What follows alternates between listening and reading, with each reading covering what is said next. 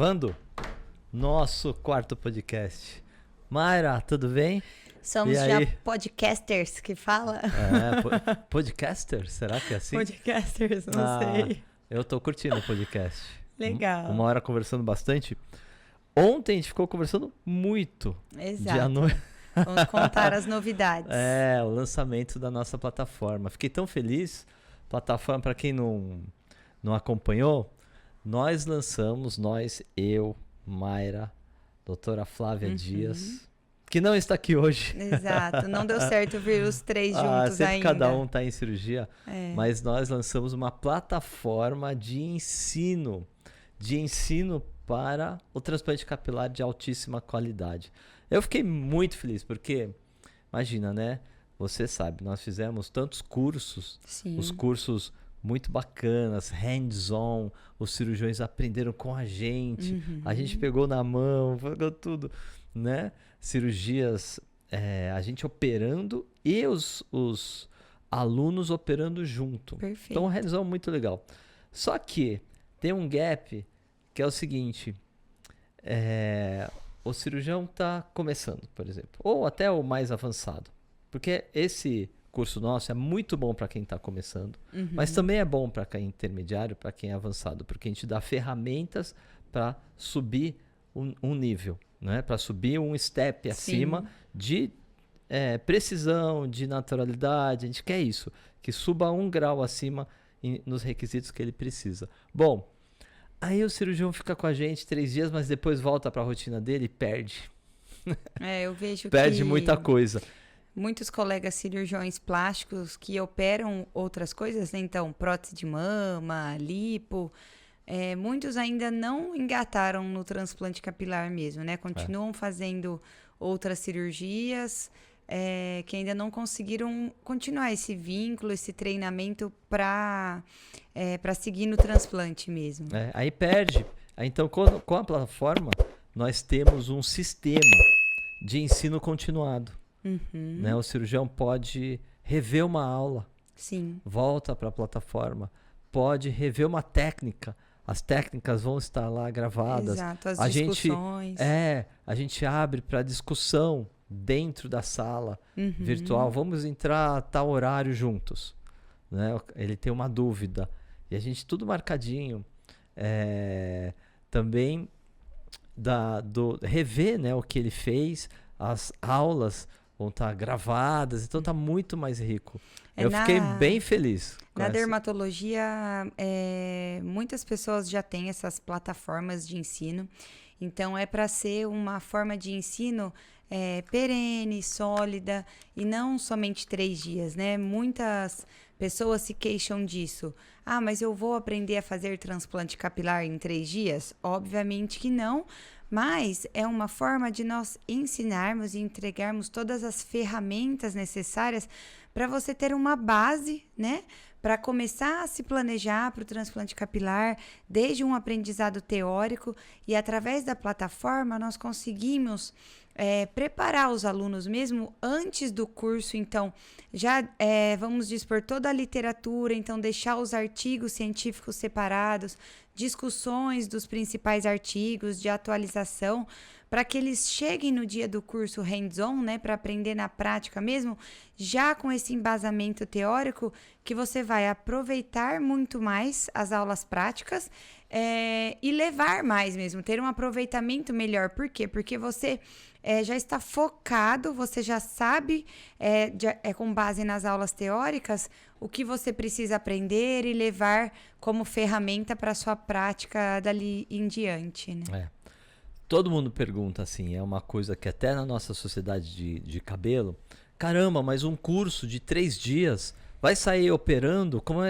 Como pode existir cursos curtos e como funciona a educação do cirurgião do cabelo? Tá tudo muito no ar, porque não existe um treinamento formal em cirurgia capilar. E é isso que a gente quer avançar, porque que nem você fez dermatologia, né? Fez todo o esquema, né? A pós-graduação, depois da medicina, tal. Eu também preenchi o pré-requisito, cirurgia geral, virei cirurgião geral, depois cirurgião plástico, tal. E o cirurgião do cabelo? Então, vai aprendendo sozinho. Eu aprendi sozinho. Então, não existe algo formalizado. Então, a gente quer dar as ferramentas. Um curso de 3 dias. O cirurgião sai operando? Claro, obviamente, ele não vai sair já mestre em transplante capilar. Nós vamos dar as ferramentas. Se ele já pratica bastante, ele vai estar um grau de habilidade para o natural. Um grau de habilidade para densidades maiores. Se ele está começando, a gente deu ferramentas para acelerar isso. Exatamente. É essa a grande sacada. Quem está começando vai demorar. Eu demorei anos para começar a fazer tal coisa. Ele vai demorar muito menos. Meses. Sim. Ou antes, se eles realmente estiver muito em cima. Então a gente corta caminho. Então, esse nosso plataforma, o FUE Academy, corta um caminho, é um caminho recheado de conhecimento, da nossa experiência. Essa plataforma deixa as coisas gravadas, ele pode voltar. E a gente tem a mentoria. Então, o médico, o cirurgião que está conosco, e depois ele começa a operar e tem algumas dúvidas, ele entra na nossa mentoria e entra no nosso esquema, que seja um esquema para o cirurgião aprender muito. Porque é o seguinte, quanto mais cirurgiões estejam realizando um transplante capilar bem feito, melhor para toda a especialidade. Um transplante capilar que não é muito legal, pela técnica, ou porque agrediu demais, ou pelo senso estético inadequado, joga para trás a nossa especialidade. Muitos pacientes potenciais que veem um transplante ruim acham que o transplante é ruim. E, na verdade, o transplante já fica natural desde 1990 e pouco. Desde 1990 e pouco. Né? E nós temos essa demanda, né? Então, muitos colegas pedem, posso acompanhar um dia no seu centro cirúrgico? Como eu aprendo? Como eu começo a fazer transplante capilar? Me ensina. Então, para conseguir passar esse conhecimento, tanto teórico quanto prático, de forma organizada, de forma didática, planejada, nós começamos com os nossos cursos práticos, né? E nós os hands-ons, então já temos várias edições do curso hands-on, e sentimos a necessidade de manter esse cuidado mesmo, né? Esse atendimento de forma contínua, e aí surgiu a ideia do FUE Academy, né? Para ser, então, uma instituição de ensino mesmo, em que sempre estarão lá as bases de dados, as aulas gravadas.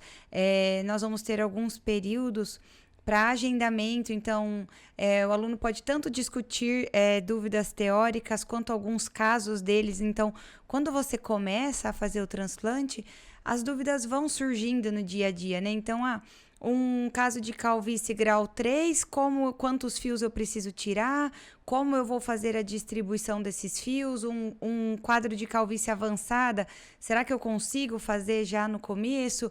E você ter um apoio, alguém segurando a sua mão para já dar esses primeiros passos de forma correta, né? Sem assustar, muito bem planejado, são passos que vão trilhar um caminho de sucesso aí para quem está começando no transplante, né? E é isso, muita gente pergunta como é que começa no transplante. Muitos médicos vêm para nós nas mídias sociais também.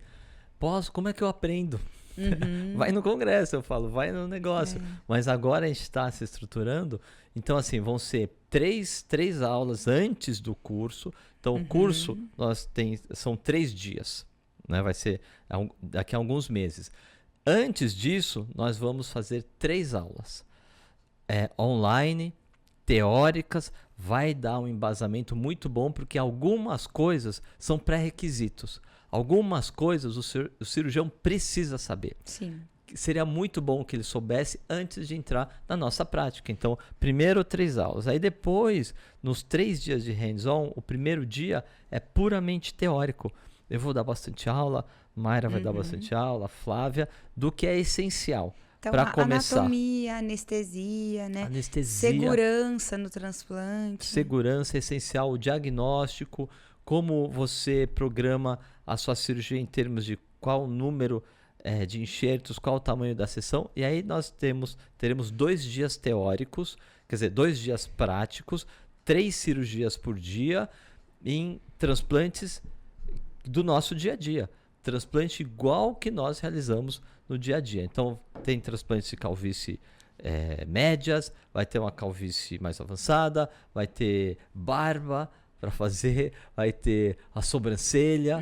Então, vai ser muito rico. E depois, a gente abre espaço para mentoria. Depois, todos os alunos vão poder, isso já é automatizado na nossa plataforma, várias horas que ele pode entrar com a gente com hora marcada e resolver dúvidas. Porque antigamente ficava muito no ar, né?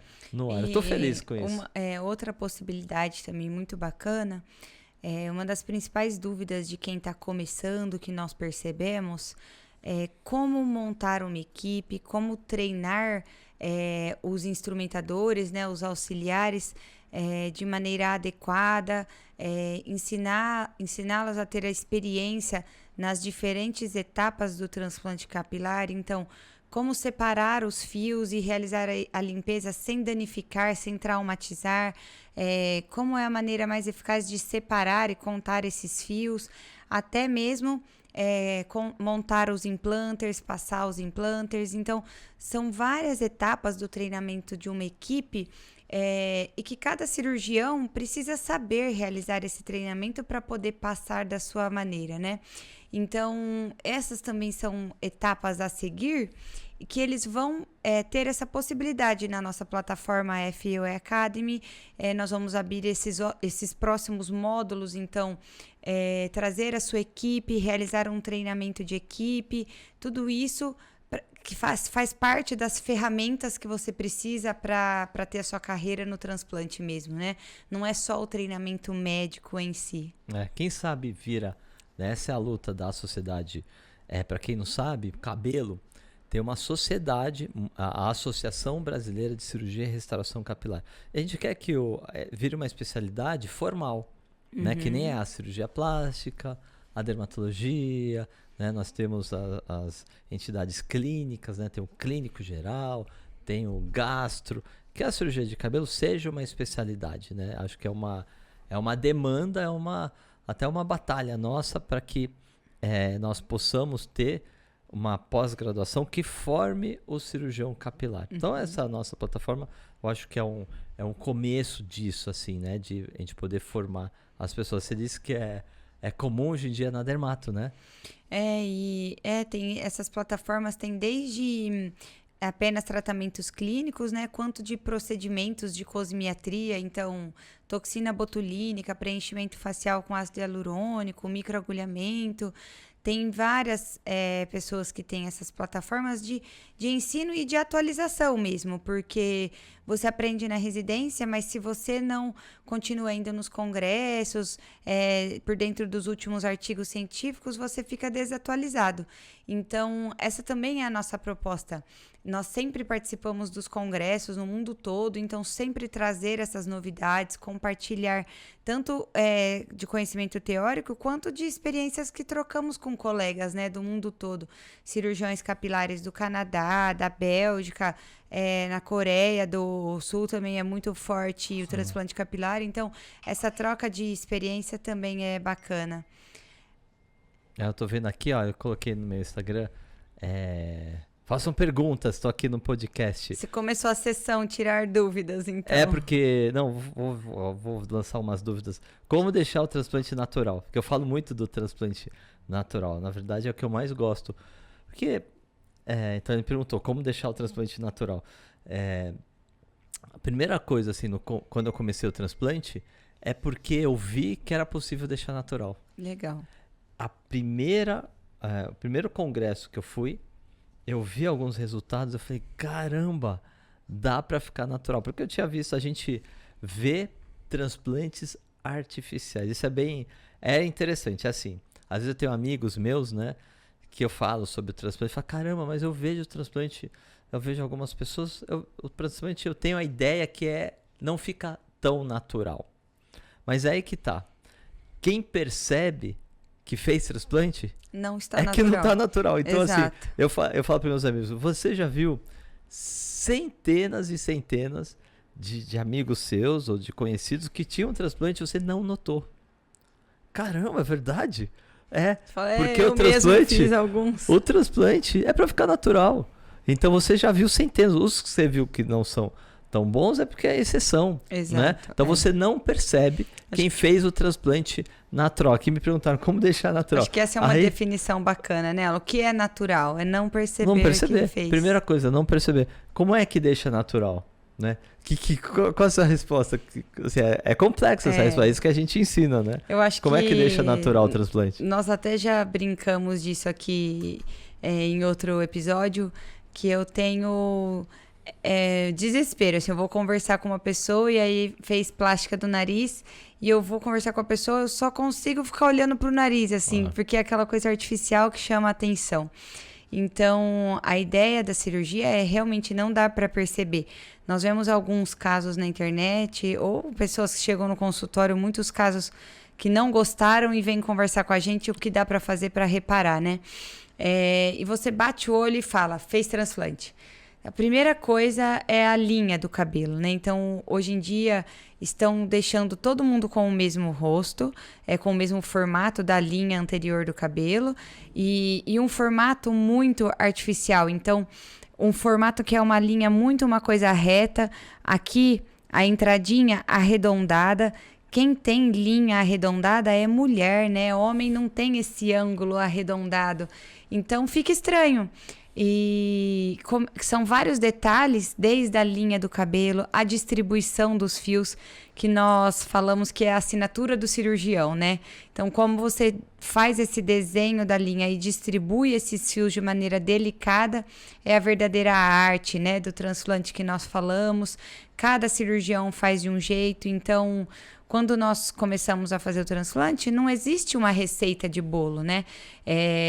Claro que tem as questões técnicas, então, aqui tem que ser X centímetros, aqui tem que ser X centímetros.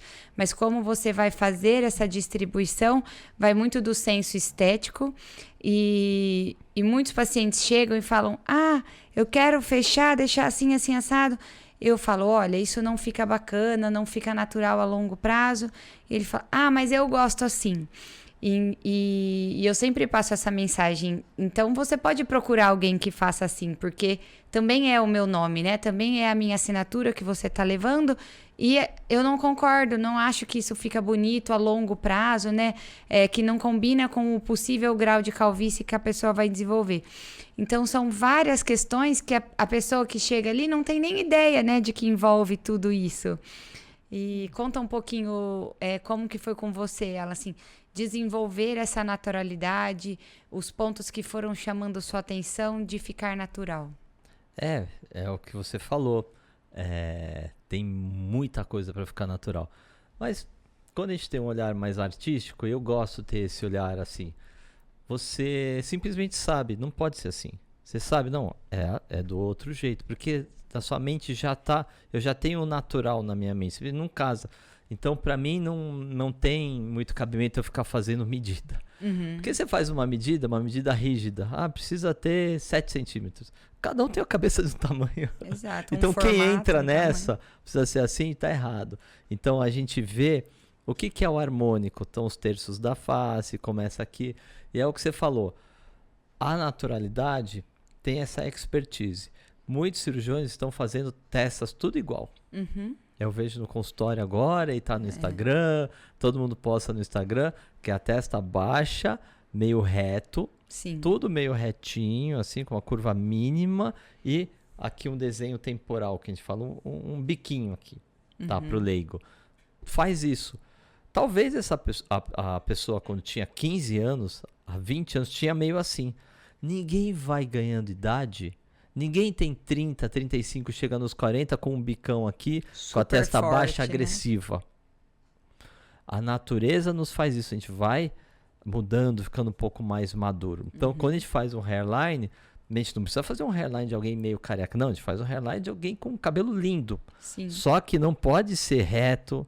Não pode ter esses picos temporais, esse desenho, senão fica estranho. Não pode ser tão forte ali, porque o cabelo vai mudar no futuro. Sim. O cabelo vai afinar um pouquinho. Então, se você faz um desenho aqui forte, depois pro lado fica ralo. Fica menos denso, o cabelo ele diminui um pouquinho o calibre, fica totalmente artificial. Então a gente vê isso e tem que casar com a pessoa. A pessoa tem um formato de rosto, um formato do cabelo em si, o tipo de cabelo, tudo tem que casar. E para casar, para mim, no meu olhar, é fácil. Olha, você é assim, tem que ser assim. Não tem muito segredo, não tem muita... Você é assim, olha, vamos deixar assim. Assim é o natural. A pessoa se olha e fala, é mesmo, eu era sempre assim. Exato. Né? Então vamos deixar assim. Claro que não vai deixar como era com 15 anos de idade. Mas pessoas têm suas características. Tem gente que já tem sempre uma curva mais acentuada, é o tipo de cabelo. E também a gente precisa tomar em conta o que pode. Então, se o paciente tem uma calvície gigante, a gente tem que ser conservador. Tem que colocar a linha com um pouquinho mais de entrada, tudo que a gente precisa do número X de cabelos para cobrir X área. Então, tem muitas variáveis para o natural. Muitas variáveis para o natural. Esse ponto das fotos é muito bacana. Então, para quem a calvície já avançou e perdeu o formato, não tem mais nada aqui na frente... eu sempre peço para separar algumas fotos de alguns anos atrás, justamente por isso. A intenção do transplante é tornar a sua melhor versão, não é para deixar parecido com outra pessoa. Então, quanto mais parecer com você, mudar a sua fisionomia, como você se gosta, como você se reconhece, é o mais natural. Então é muito bacana, eu sempre gosto de ver algumas fotos de anos anteriores para ver como era esse formato e tentar manter, na medida do possível, o mais parecido com o que era, né? O desenho de cada um, isso faz parte da sua naturalidade, né? E tem que pensar daqui para frente também. Então assim, eu sempre falo assim, não, vamos ver daqui para frente. Porque daqui para frente, o que vai acontecer com esse cabelo? Você vai perder 50% do cabelo que você tem agora, eu preciso cobrir essa parte. Sim. Então, como é o daqui para frente? Então, essa conversa é a do consultório, né? São os nossos segredinhos, né? Esses segredinhos do natural. Muitos cirurgiões entrando na área, por isso que a gente quer fazer essa plataforma. Nós estamos, já inaugurou, FUE Academy. Quem é médico que está assistindo ou quiser entrar. Então, a gente tem todo esse sistema para que se aprimore o transplante capilar. A gente precisa disso. A gente precisa de bons cirurgiões, né, atuando. Quanto melhor são os colegas, melhor vai a especialidade. Perfeito. Né? Isso aí é essencial. Acho que em todas as áreas, né? E até para essa conscientização do transplante capilar de excelência, de ficar natural, as pessoas nos procuram por isso, né? Então, sabem que essa é a nossa marca registrada, a nossa prioridade. Então, tanto os pacientes quanto quem quer aprender e se aprimorar, quer aprender com isso, né? A nossa experiência da naturalidade, que nós mesmos, você falou isso outro dia, eu quero chegar depois de um ano e eu ficar na dúvida se eu fiz o transplante ou não, Exatamente. se é um transplante ou não, para realmente você bater o olho e não dá para perceber, né, que é uma cirurgia. Exatamente. Dá um gosto, né? Chega o paciente e eu não sei se eu fiz transplante ou não. Porque, claro, tá no meu consultório, mas tem muitos pacientes de tratamento. Uhum. Então, será Sim. que eu esqueço? Às vezes eu esqueço porque eu vejo tantos pacientes. Será que esse paciente era de tratamento e tá com o cabelo super bonito porque fez um tratamento? Que a gente tem os lasers, os microagulhamentos no consultório, a gente tem um centro de tratamento. Não, fez transplante. Caramba, nem percebi. É o ideal, né? Isso é bom, né? E uma outra dúvida que me perguntaram bastante, também pediram para falar um pouco, sobre o transplante de fio longo. Tem falar um esses pouquinho subtipos, sobre o fio né? longo. Só um adendo. Eu fiz 2 anos de cirurgia com fio longo. Uhum. Só porque sim, deixa eu experimentar. 2 anos seguidos, que é sem raspar o cabelo, tirar o fio longo, colocar o fio longo. E enfim, cada médico vai ter sua prioridade. Cada médico tem a sua escolha. Tem médicos bons que gostam disso, mas depois assim, eu prefiro não. Deixa eu fazer o que pra mim rende mais. Quando eu raspo o cabelo, claro que eu vejo todo o panorama, todo o campo operatório, vejo a calvície muito melhor e vamos em frente dar o melhor, né? Uhum. Bacana. E você começou, o fio longo, porque assim, Você começou a fazer fio longo também, mas todos nós fazemos fio longo para sobrancelha, né? Sim, em alguns casos é o ideal, né? Para você visualizar a curvatura do fio, como ele já fica no momento, né? E a cirurgia, ela é menor, né? Então, ela dura o mesmo número de horas, mas você tira um número menor de fios. Então, esse é um ponto que nós, sempre que possível, preferimos raspar, né? O cabelo como um todo. Porque você tem muito mais agilidade, né? Tanto na extração dos fios, quanto na hora de distribuir. Então, a cirurgia, ela consegue ter um número maior de unidades foliculares quando nós raspamos, né? Eu acho. Tem médicos bons que trabalham com fio longo. Mas assim, na minha opinião, e pode mudar a minha opinião, a gente, né, pode mudar, mas eu já passei pela essa fase, dessa tipo de técnica, e quando a gente raspa, a performance, para mim, é muito maior. Sim. Muito melhor. E eu acho que duvido também, na maioria dos cirurgiões é a mesma coisa, porque o fio longo atrapalha um pouco. Para quem está escutando, é assim, a gente coloca o fio, só que o fio cai. A haste do cabelo vai cair, né? Cai no pós-operatório. Naquele mês pós-operatório, o fio que a gente colocou, a haste, o que a gente vê para fora do couro cabeludo cai. Fica só a raiz debaixo da pele.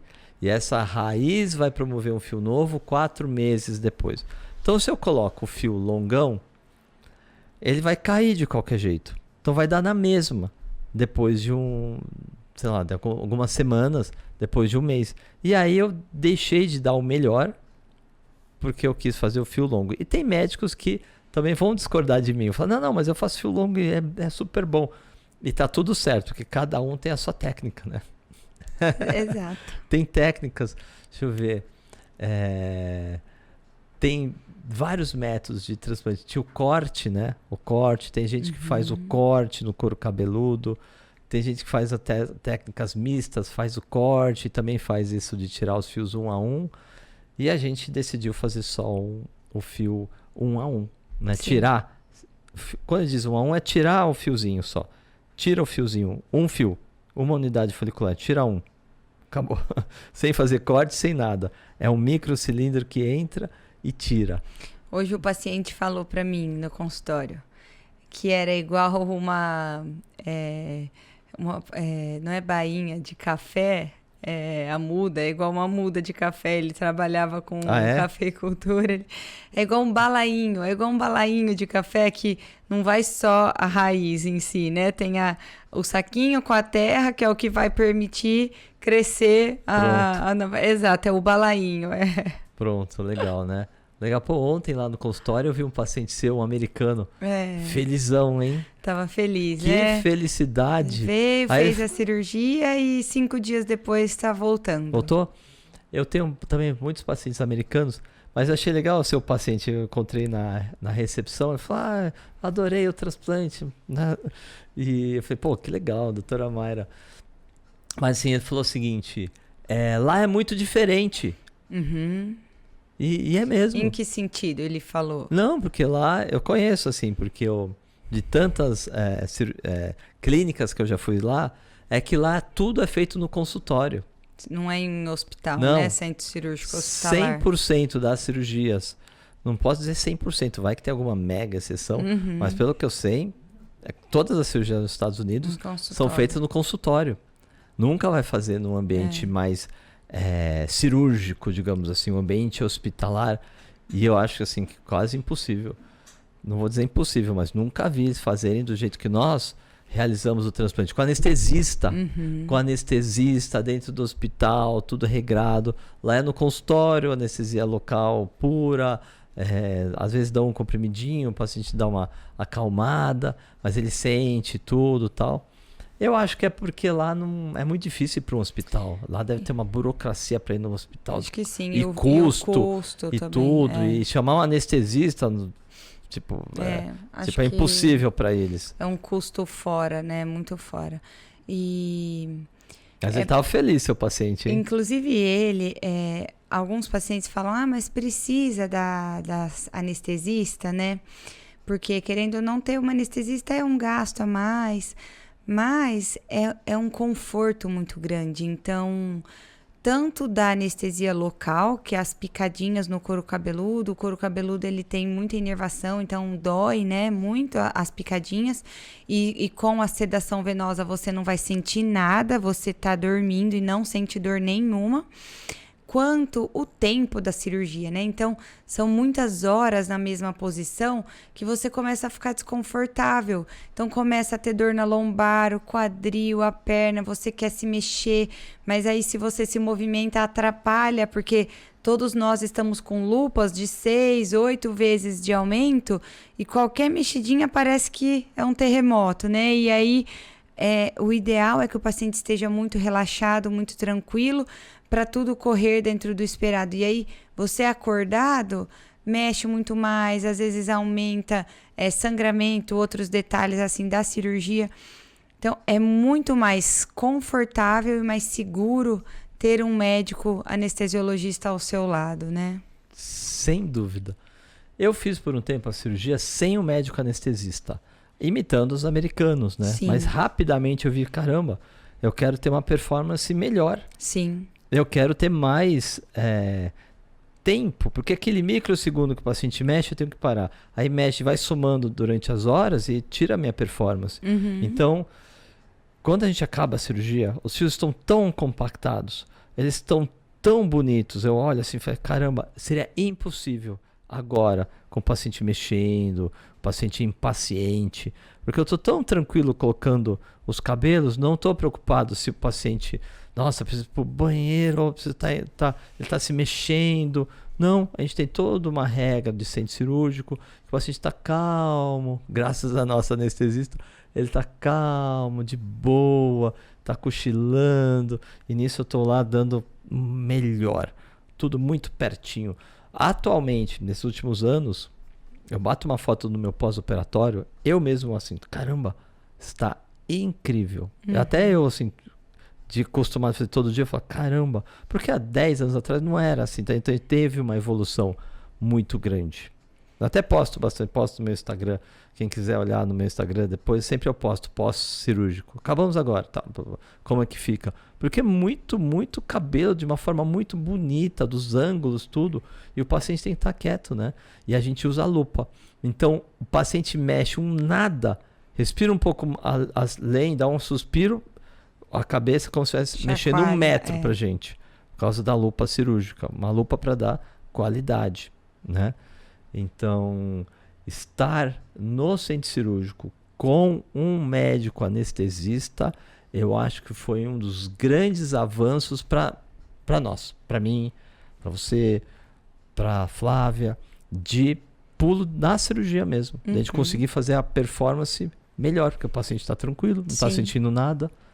E para o paciente mesmo, né?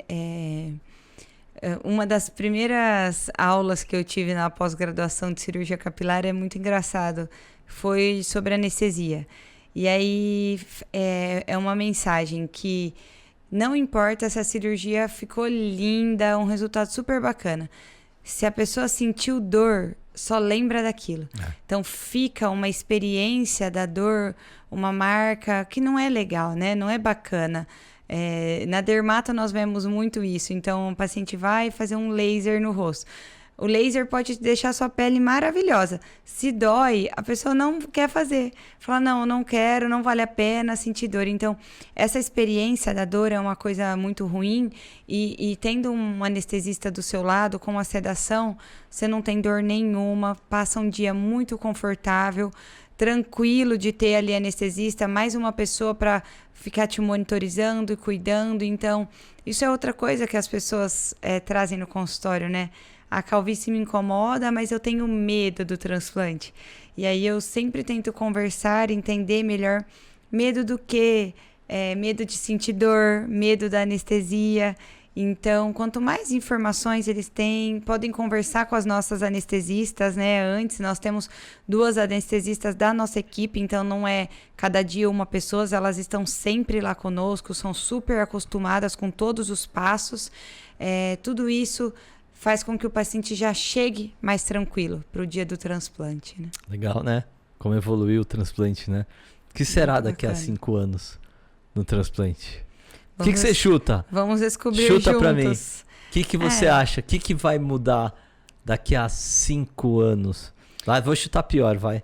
Daqui a 10 anos. O que você acha que vai mudar? Acho que o principal é que com certeza vai mudar são as tecnologias de robô, né? Então, atualmente, isso é uma pergunta bacana também que sempre recebemos. O robô é melhor, né, que o cirurgião? Então, atualmente ele só faz a extração, né? E é muito limitado. Então, não faz no couro cabeludo como um todo, como nós, e são em áreas específicas onde a forma dele, né, vamos dizer assim, ela acopla. E não tem nenhum também robô que faça incisões prévias, né? E nem a colocação dos fios. Então, em 10 anos, eu acredito que isso vai evoluir. Será? Não sei Vai em ter um robô bom? quais etapas, né? O que você acha? Eu acho que não. Porque já fizeram esse robô, tá 20 anos no mercado, ele não tira as áreas direitinho, ele precisa de uma superfície reta, e o cabelo não é reto, então faz uma pressão, um negócio, o punch é maior, na nossa opinião. Tem médicos que usam robô, mas eu acho que é um consenso de especialistas que a mão é o ideal, né? Existem cirurgias em outras áreas, na urologia, sei lá, que o robô tem sido assim, o melhor. Mas por quê?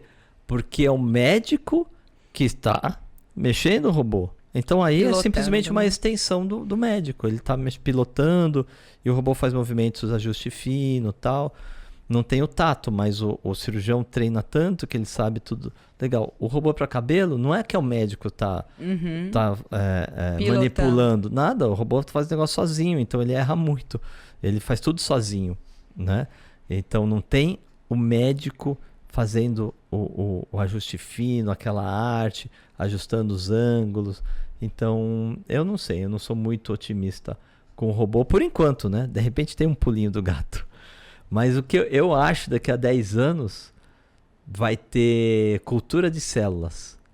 Vão cultivar um sim, de fio. tratamento, né? O paciente é super calvo e não tem área doadora boa. Tem pouco cabelo, uma faixinha de nada assim. Nos próximos podcasts eu vou colocar na televisão. Acho que o Edu vai deixar a gente colocar as coisas na televisão. Umas áreas doadoras. Vou mostrar umas coisas a mais assim. O que é uma área doadora ruim? O que é uma área doadora boa? Uhum. O que é uma área média? Né? Mas tem gente que não tem área doadora. Imagina pegar um fio, leva no laboratório, o laboratório multiplica esses fios, cultura de células. Isso existe já em outras especialidades, em outros tecidos, né? Cultura de células do fígado. Isso existe de queratinócitos. Claro que está incipiente, não avançou tanto, mas eu acho que pode existir no cabelo. E aí pega um fio de cabelo, aí ele volta dali a 3 meses no consultório e eu tenho uns 1000 cabelos ali, que multiplicou as células. Aí coloco 1000 cabelos, e depois ele vai de novo, tal, a gente vai colocando. E esse paciente pode ficar cabeludo. Que são os pacientes que hoje em dia não tem muita opção, que não tem muita área doadora. Eu acho que a gente vai conseguir fazer isso. Uma coisa E aí não vai ter mais careca, hein? No mundo. que nós não falamos ainda também aqui é sobre curativos, porque nós vemos na internet, tem gente que sai do transplante com aqueles curativos enormes, a cabeça enfaixada. Conta um pouco assim da sua experiência, o que você acha dos curativos? Curativo é assim, quando eu fazia cirurgia plástica, 20 anos atrás, alguns cirurgiões usavam curativo para o rosto. Acho que até hoje em dia devem usar, para fazer cirurgias de face. E eu já aprendi, eu tinha um mentor, a fazer sem curativo. Essa coisa de curativo caiu assim, de terra, até nas cirurgias de face, de coisa. Caiu assim, porque o curativo aí é uma boa ideia, ocluir tudo e tal. Mas também é uma má ideia. Você não vê a sua cirurgia no dia seguinte, você deixa uma coisa grudada lá. Então, antigamente se colocava curativo na cabeça do paciente. Obviamente, faziam uns orifícios maiores, incisões grandes, uns cortinhos grandes. Até hoje alguns cirurgiões fazem assim grande, mas não pode. Então a gente faz tudo muito pequenininho. Quando a incisão é grande, o folículo fica ali flutuando, sai mais fácil. Então o médico colocava um curativão assim em cima. E se viu que não precisa. Então a gente não usa curativo, eu nunca usei curativo. Faz mais de 20 anos que eu opero, eu nunca usei um curativo e nunca precisou. Não. O curativo, quando tira o curativo, tá tudo grudado. Sim, é um desconforto a mais, né, pro dia Muito. seguinte. 100%. Até os próprios pacientes falam isso, que eles veem na internet as pessoas saindo com a cabeça toda enfaixada e nós não fazemos nada disso, né? Então não tem nenhuma evidência científica de que curativo oclusivo melhore a cicatrização e o paciente fica muito mais à vontade, né, para se trocar, para dormir, para tudo sem aquele curativo e principalmente no dia seguinte, quando você vai tirar, aquilo tá grudado, então é um desconforto a mais que não precisa, Não né? precisa. A gente nunca usou curativo, não precisa de curativo.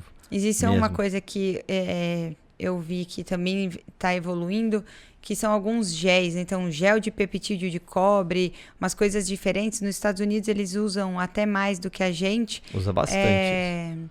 Que fala que melhora a sensação de coceira durante a cicatrização, né? Alguns dias depois do transplante capilar. Eu acho que isso também é um dos tópicos que vai evoluir. Que pode assim. evoluir, né? Pode ser, né?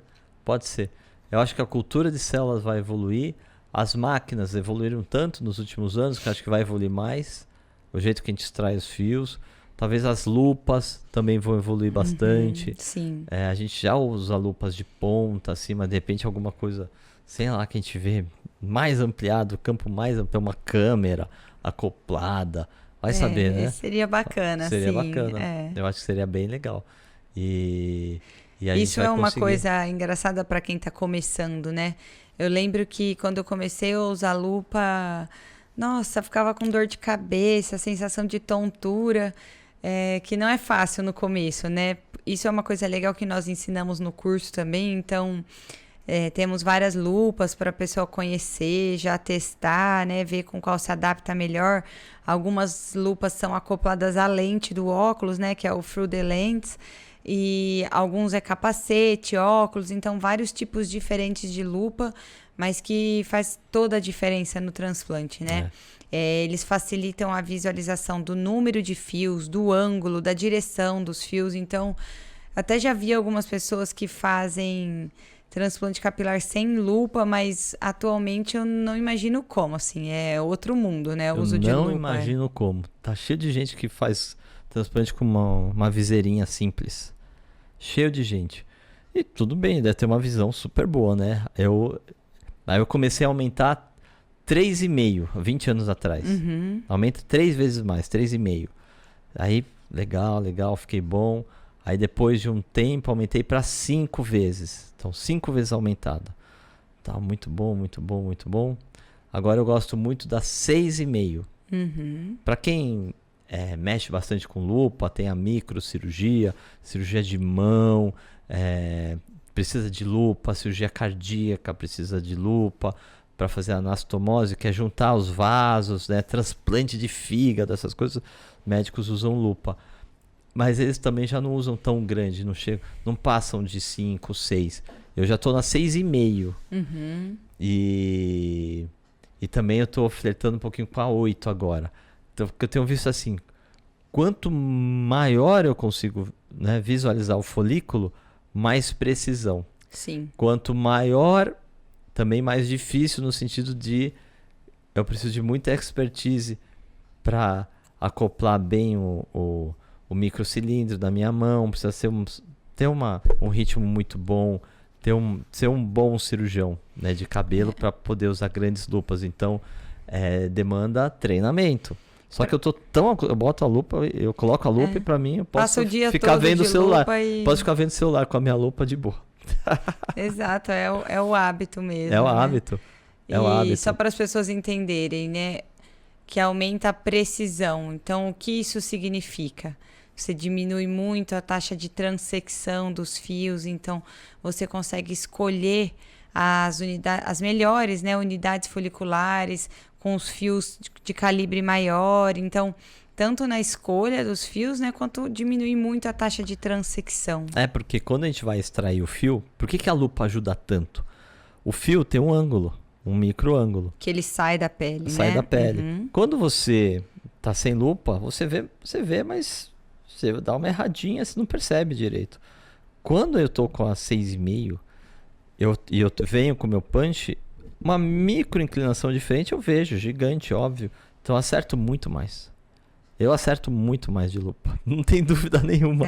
Sem a lupa, caramba, sem a lupa eu não consigo. Eu acho que ele não consegue voltar para trás. E é um hábito mesmo. Então, para o pessoal aprender com a gente, assim, durante as aulas teóricas, nós até já sugerimos, né, indicamos o contato de quem vende, para já receber, já testar. Algumas opções você consegue colocar o grau do seu óculos, né, então de miopia, na lente externa do óculos fora da lente. Então, vários detalhes que torna... melhora a sua precisão e mais confortável também, né? Para usar durante a cirurgia. E, assim, eu tô elucubrando. Daqui a 10 anos, como será o transplante de cabelo? Daqui a 10 anos, como é que vai ser isso na dermatologia? Os tratamentos capilares. A gente não pode ficar falando de nome de remédio aqui, mas assim, você acha que vai evoluir alguma coisa diferente? Injetar umas coisas diferentes. Tem muita pesquisa, né? Sim. Tá acontecendo muita pesquisa. E também no ramo das stem cells, né? Das células tronco. Ainda é tudo muito inicial, mas com certeza vai evoluir muito. Célula tronco que pega da onde? Porque a célula tronco a gente pode pegar do sangue, pode pegar de gordura. É tipo uma loucura isso, né? A gente pega... Célula tronco é uma célula que pode virar qualquer tecido, qualquer célula. Sim. Você pega uma célula de gordura, depura e essa célula vira uma... Essa célula tronco que a gente captou da gordura pode virar uma célula de músculo. Sim. Pode virar uma célula de cabelo. Os últimos estudos nós vemos a partir de próprio folículo. Então, você tira o folículo de um local, vai fazer esse processamento em uma máquina para fazer essa extração das células tronco e a partir disso produzir os fatores que vão estimular, né? Os estudos que tem atualmente, eles não têm... São relatos de casos, né? Então, não é nada... Nenhum mostrou melhor ainda. Não tem nada de evidência de que realmente funcione. Mas acredito que futuramente vai evoluir bastante. Bacana. E remédio? Será que vai surgir algum remédio que... Imagina o seguinte, daqui a 5 anos surge um remédio que você toma e não tem mais calvície. Acabou a calvície. Eu vou aposentar, você vai aposentar. O que a gente vai fazer? Acho que eu vou estudar esse remédio e ser speaker desse remédio. Acho que é isso. Mas será que é possível isso? Surgiu um remédio que engraçado que para a calvície 100%? Muitas medicações que nós usamos para tratamento de calvície, eles surgiram a partir de tratamentos para outras coisas, né? Então, a medicação era para hipertensão, e aí a partir disso viram que quem tratava da pressão alta estava ficando com mais cabelo e até pelos mais grossos no corpo. A partir disso começou a usar para o cabelo. Outras medicações eram usadas para tratamento de próstata e aí, a partir disso viram que quem fazia aquele tratamento ficava com o cabelo mais cheio e a partir disso começou a usar para o cabelo, né? Então, os principais, eles surgiram a partir de efeito colateral mesmo. Sem querer, né? Sem querer. Vai saber, né? Vai saber se alguém tá usando remédio para reumatismo e de repente ficar cabeludo e nunca mais perde nenhum cabelo. A gente aposenta. Aposenta. Você vai jogar golfe, né? Eu vou só fazer esporte, Não, eu vou ser speaker desse remédio aí. Eu vou... Não, porque preciso estudar esse remédio. Deve ter muita pesquisa tentando achar remédios mais potentes, né? A gente sabe da literatura tudo que tem, por isso que lá no consultório a gente faz todo um tratamento, a gente explica o que existe de realmente vai ajudar seu cabelo e tal. E olha... Pelo menos nesse último congresso que eu fui agora, em Belo Horizonte, teve muitas mesas redondas de tratamentos capilares. Bacana. Quando a gente associa e faz um bom tratamento capilar, tanto coisas no consultório e coisas que pode usar em casa, a queda de cabelo é baixa, ou seja, a curva do paciente que está perdendo cabelo estabiliza assim. Então, o paciente tem uma boa chance de manter o cabelo muito bom se ele ficar acompanhando, se ele tiver um bom médico referência de cabelo, né? E a mensagem principal é: cabelo tem que cuidar enquanto tem, né? Então, os tratamentos clínicos, o principal objetivo é estacionar, é estabilizar, é parar de perder, né? Se vai melhorar, quantos por cento vai melhorar? Só tem um jeito de saber, que é tratando, né? E vendo a evolução, pelo menos após 6 meses, 1 ano, e acompanhando o quanto vai melhorar. Mas estacionar e salvar, preservar o cabelo que tem é o nosso principal objetivo, né? Até para o transplante mesmo. A ideia do transplante é somar volume e manter o que você tem, né? Então, no mundo ideal, nós sempre vamos decidir juntos. Tem pacientes que não querem tomar medicação, alguns não podem, né? Por outras comorbidades, por outros problemas de saúde, não podem tomar. Mas sempre que possível, o ideal é associar o tratamento clínico com o transplante para ver o seu melhor resultado, né? Estabilizando sua calvície, melhorando a qualidade dos seus fios e somando o número de fios novos com a cirurgia. Por isso que a gente tem todo um protocolo pós-cirúrgico, né, de tratamento, de cuidar do cabelo. Sim. Cuidado para somar. Alguns pacientes que a gente opera têm a calvície tão extensa que não sobrou nada. Então o que a gente coloca é só o transplante. Então aí é outro caso. Mas mesmo esses pacientes, não é que eles não têm nenhum cabelo, tem aqui dos lados, a área doadora.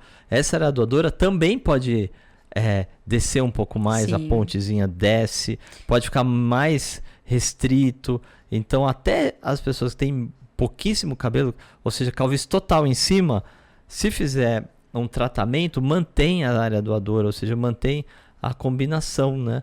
Então, acho que é importante para todo mundo. E a qualidade do cabelo, né? Não só a área que sofre calvície, mas o cabelo, ele afina como um todo. Então, é melhorar a textura do cabelo, a espessura. Então, o cabelo mais grosso, ele fica mais cheio. Tudo isso vai interferir na densidade daquele cabelo. Não é só o número de fios, mas a espessura também, a qualidade do cabelo muda bastante, assim, né?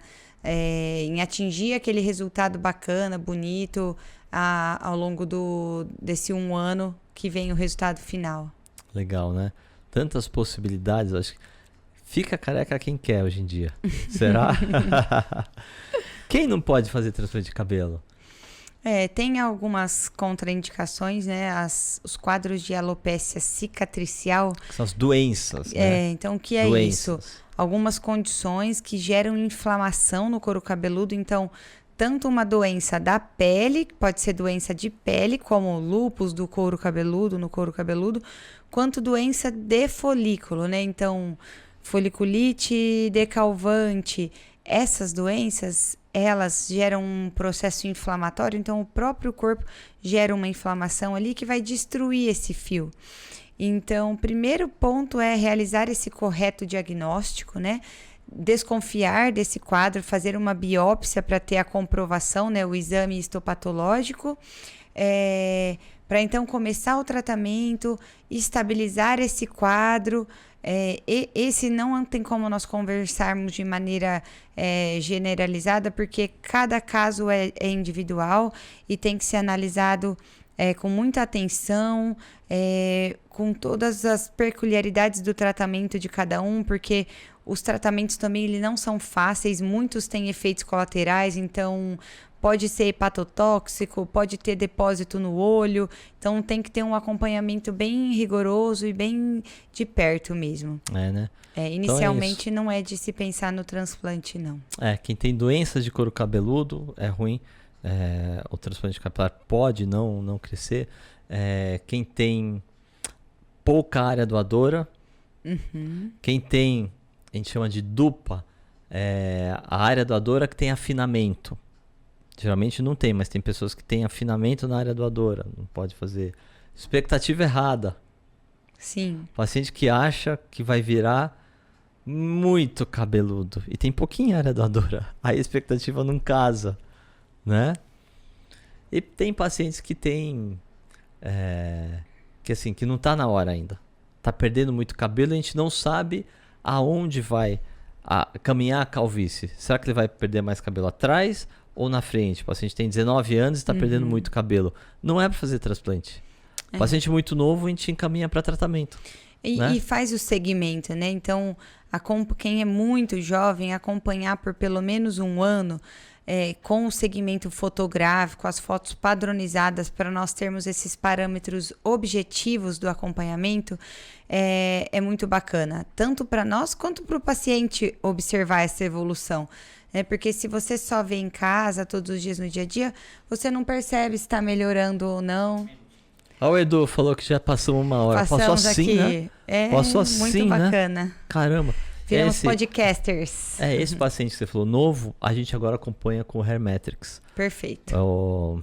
Que nós mostramos no último episódio, quem né? quiser olhar no YouTube, no episódio 3, a gente mostrou o Hairmetrics, mas assim, é uma forma de quantificar o cabelo. Porque como é que você sabe quantos cabelos você tem? Então, a gente tem um programa, inteligência artificial, uma super câmera, manda para os Estados Unidos, volta para cá, ele mediu os cabelos, mediu quantos por centímetro quadrado e tal.